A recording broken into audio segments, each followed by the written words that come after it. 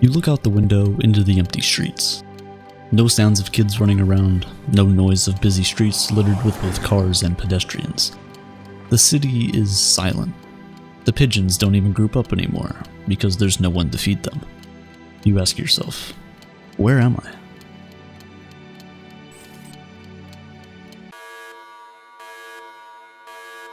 Your alarm rings. It's 9 a.m.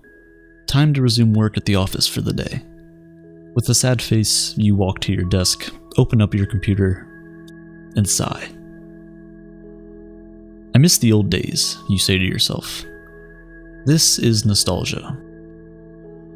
It's the burning desire to go back to the past, to live the life we once had, or perhaps only a romanticized version of it. We want experiences, places, things, people, and even ourselves to go back to being what they once were. We remember our childhood memories without all the awkwardness, our first love without the reason we're no longer with them, our first kiss without the terrible acne we had. We remember a romanticized version of our past, one without the flaws, one where we know what's going to happen next, and one where we can tell what consequences our actions will have before we take them. It often happens when we see, hear, or even smell something that reminds us of the past and the life we once had. The best example of this is in relationships. People often leave relationships because it wasn't a good experience for them, but a few months down the line, and they begin to start missing the connection. They feel like maybe it wasn't as bad as they remember. Their memories begin to filter out all the bad that happened, and they're left with feelings of a nostalgia about a romanticized version of what the relationship was. Oftentimes, they go back, only to get hurt all over again.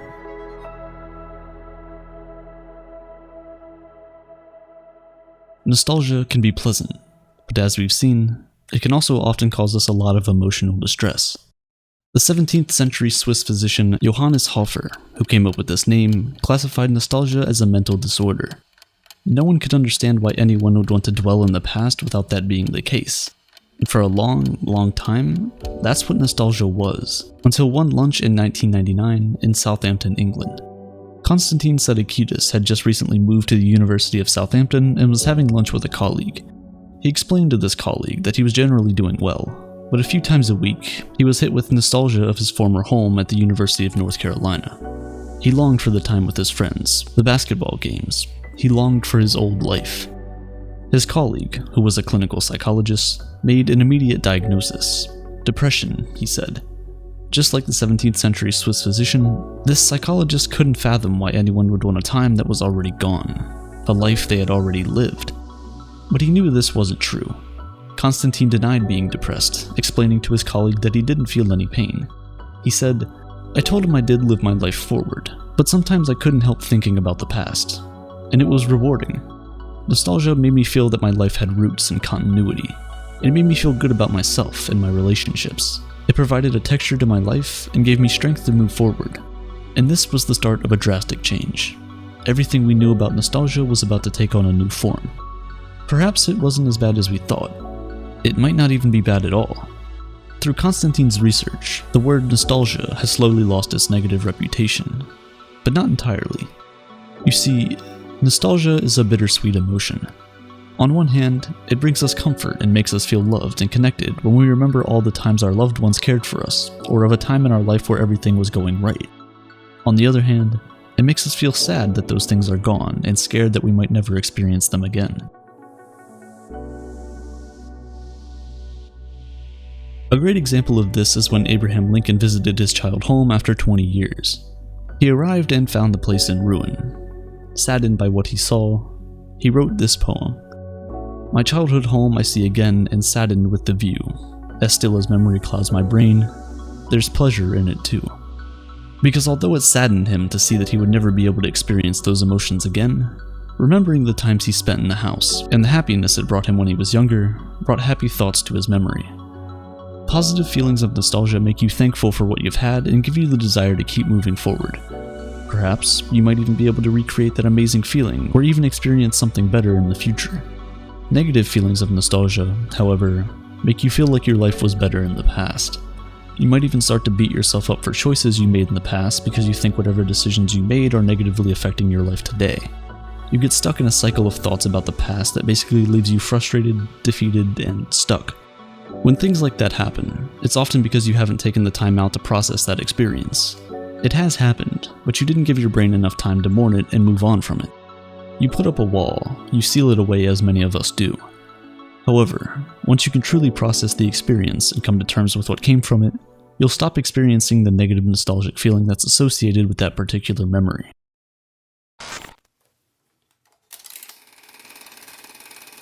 One of the best things about the feeling of nostalgia is that it's all about you, and people love themselves more than anything else.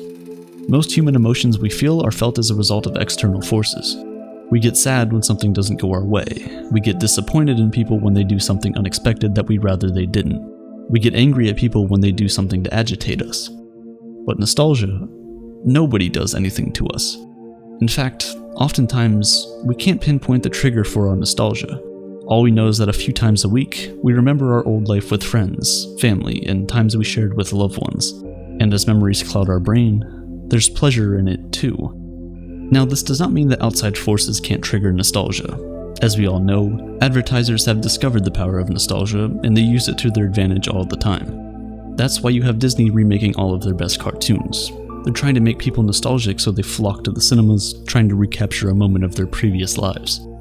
But unlike trying to make someone feel happy or sad for a character in a movie, trying to make someone feel nostalgic is very tricky and can often backfire. Like, just look at the Lion King live-action movie, the first Sonic the Hedgehog trailer, and more recently, Tom and Jerry. All three of these movies tried to make people nostalgic, but they failed completely in their goal. Why? Because nostalgia is a very complex emotion. The question, who am I, has plagued humanity for millennia. Every 5 years, every single atom in your body will have been replaced by a different atom. Your thoughts, opinions, and feelings about things will have also changed. Sometimes where you live and your friends may have even changed. So who are you? Is there one true aspect to your being that stamps you as being one of one? What part of us acts as the random seed hash that is tied to our existence? The best philosophers, scientists, and psychologists have had a go at the question, but all to no avail. And while nostalgia certainly doesn't answer the question, it helps us calm the anxiety it causes. We can say that what makes you you are your specific memories about the past, all of which tell you about how you've changed and become the person you are today. They tell you that you are a continuous being, one whose existence grows linearly with time. When we're feeling like a failure, like we don't have any purpose in life, like we have no value or any meaning, we can often tap into our nostalgic memories for comfort, to calm our worrying minds and to remind us that we do have intrinsic value, that we are not failures with no purpose. We have friends, family, and healthy experiences we can cling on to. Nostalgia usually happens when there's a major life transition, like when you're going off to college, moving to a new city, traveling across the world, or getting married. It's like our brains are trying to grab hold of who we were even as we're still learning who we are and discovering who we want to be. Right now, people are feeling nostalgic more than ever. And honestly, that's exactly what a year in lockdown will do to you. We begin to feel nostalgic when we see live performances we went to in the past, large family gatherings we used to detest, and even little things like the noise of a busy grocery store or kids screaming on airplanes. Maybe not the last one. Because we're limited in our ability to go out and create new experiences, our brain is rerunning the old ones again and again and again to give us that sense of warmth and connection that many of us are missing in our daily lives right now.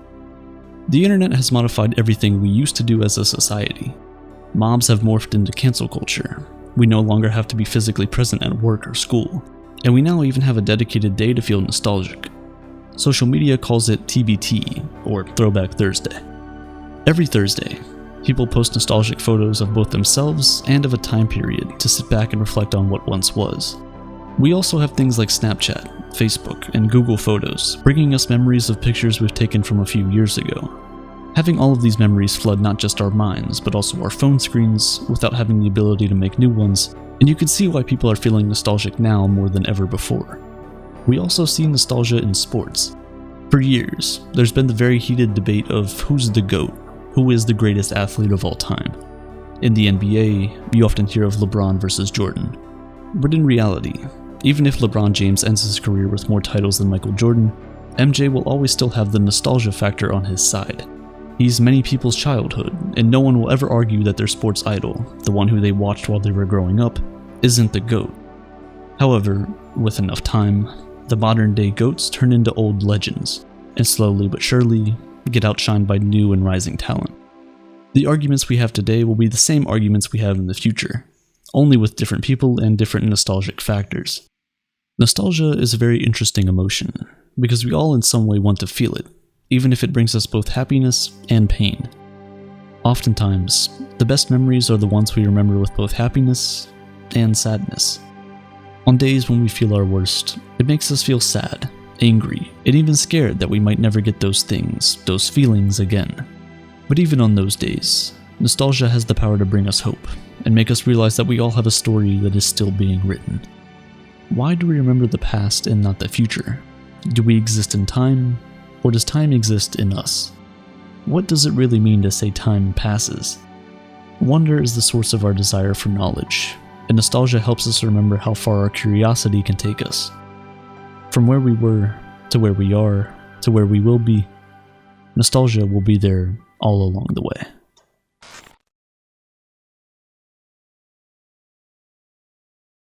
This video was sponsored by Brilliant, one of the best places to learn everything math, science, and computer science related.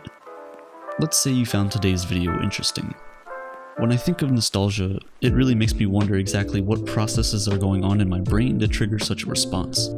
The human brain is one of the most complex computers there is, and figuring out exactly how it works is something I've devoted much of my life to. Now maybe you're just like me. You might be interested in learning more about human biology, or maybe you just want to brush up on the basics of math and logic, or maybe you just want to learn more about how the world works. So what do? You're already watching educational videos on YouTube, so that's a good start. But in order to really learn something, you have to do it. Brilliant is a website and app built off of this very principle.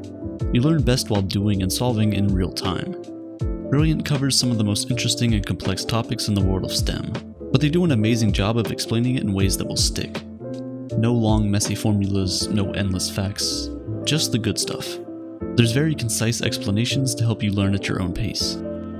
Brilliant has something for everybody, whether you want to start with the basics of math, science, and computer science, or dive into cutting-edge topics like cryptocurrency or neural networks. If you'd like to join me in a community of 8 million others, click the link in the description down below and visit brilliant.org/aperture. If you visit, not only can you sign up for free, but you'll get 20% off a premium subscription that will unlock every single course Brilliant has to offer.